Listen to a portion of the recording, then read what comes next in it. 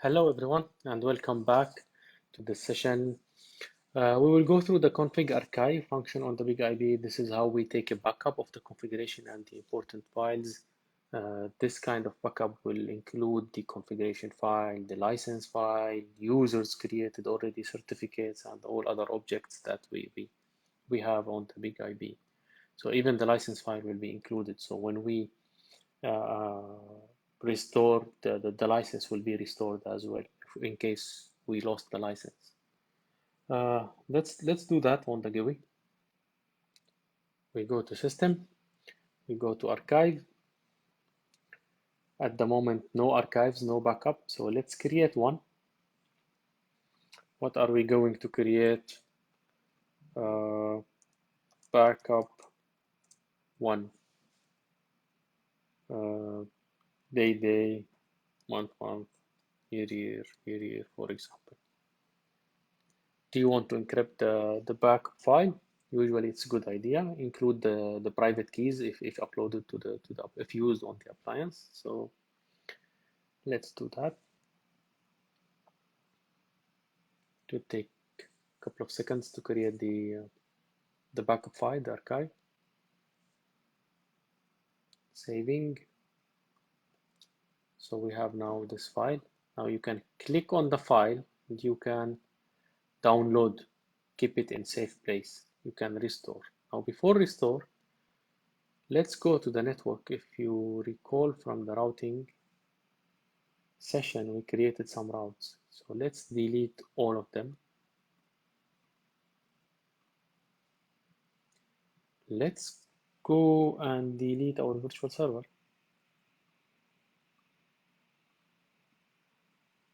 Now if we go back to the archive, click on our backup and we say restore, it will take longer time than the backup. It will take maybe a minute to restore. So after pausing the recording for almost 2 minutes, you can see that the appliance is now offline because it's going under the restore. So I will pause again. I'll come back when it's online and the configuration is restored. So almost 5 minutes. Now we can see that the appliance is back active online. If we go and check the routing table, we have our routes back. And obviously, if we check the virtual server is back. So this is how we do backup and restore from the GUI. Now, if you want to do it from the command line, it's save/sys UCS, and then you give the file name. You can give the file name or you can give the directory along with the file name. You can specify the option no license if you don't want to backup the license, because you maybe have the license already, or maybe you are taking a backup to restore it on a different appliance. When you restore on a different appliance, remember the license is linked to the appliance serial number, is linked to the appliance hardware. So if you want to take backup from one appliance, restore it on another appliance, you should say no license, because you don't want to take the license of one appliance to another. It will not work unless you contact the F5 support. So if your intention is to restore the configuration on a different appliance, it's good to say, when you are taking the backup, say option no license. To restore, you say load. So in this command, we didn't specify TMSH, so I assume you already figured it out. You have to be in the TMOS mode. Now, if you are in the Linux mode, you have to prepend the command with TMSH.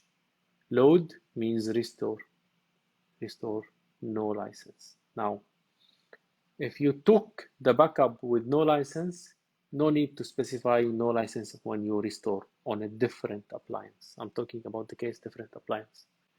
If you are taking backup for the same appliance and you are restoring, then no need to say no license. It's recommended to have the license as part of the backup. But if you have a backup from appliance 1 and that backup was including the license, and you lost appliance 1, you have a new appliance, appliance 2, and you want to restore on appliance 2, remember you have first to license appliance 2 because the license of appliance 2 is different from appliance 1 license. You cannot apply the license of appliance 1 on appliance 2.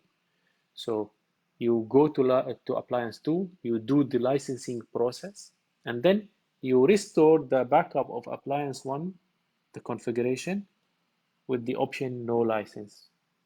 Because the backup of appliance 1 was taken including the license, I'm telling the appliance 2 when you restore the configuration of appliance 1, do not restore the license because I have already licensed the appliance, and license of appliance 1 will not be compatible with appliance 2.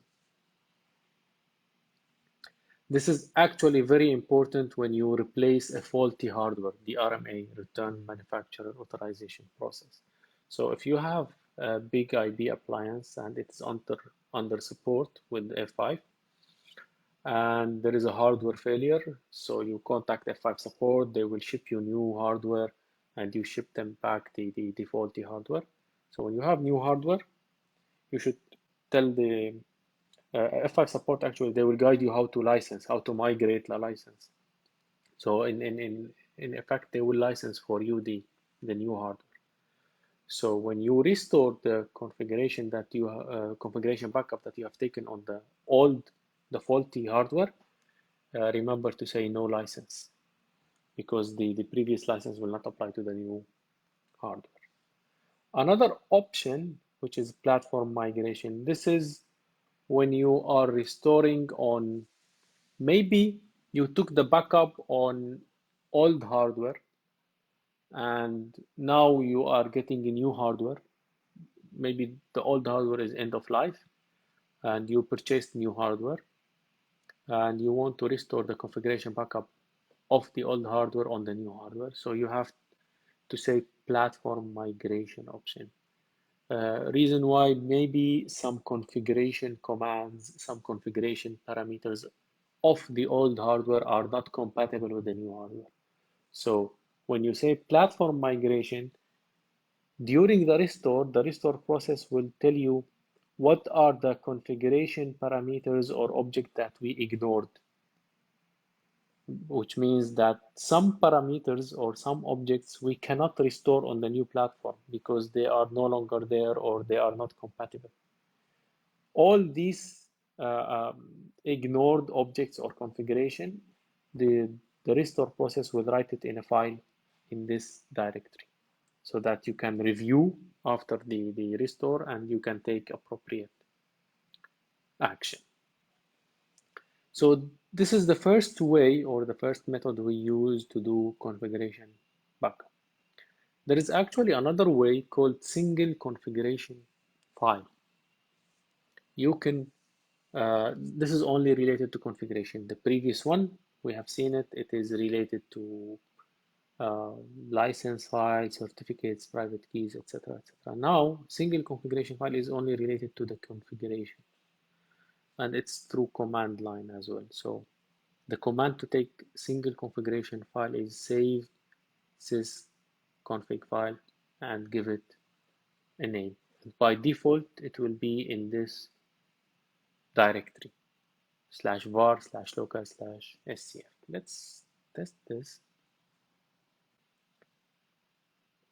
Let's go into tmsh mode, save sys config file, give it a name, my scf1, and it will, you give it a passphrase or no passphrase. We don't want to give it a passphrase now for protection, so no passphrase. Hit enter. Yep, it's telling me it's here. So if I quit to the Linux. Let's say c/var/local/SCF. We have my SCF and my SCF tar files. We say more. You see, this is the configuration file. It's in TMSH or TMOS structure. Let's take the file. Let's take the file to the testing machine. Navigate through.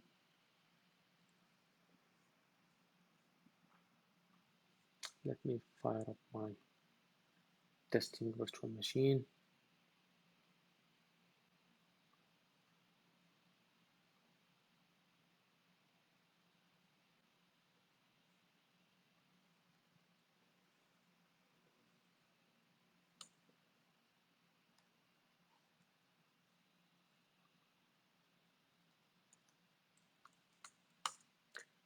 I don't think we can access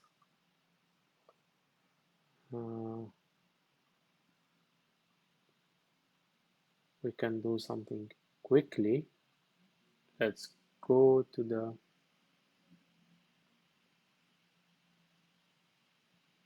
network, self-IP outside the port lockdown.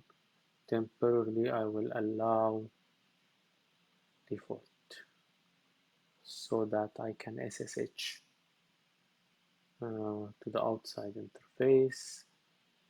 Let me SSH to 192.168.100.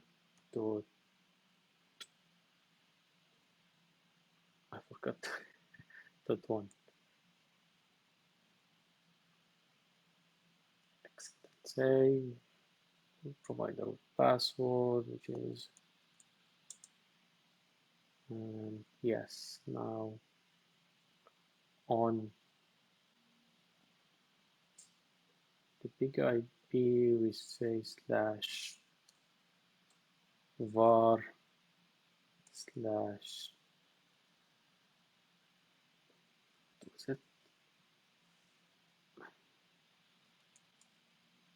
local/SCF.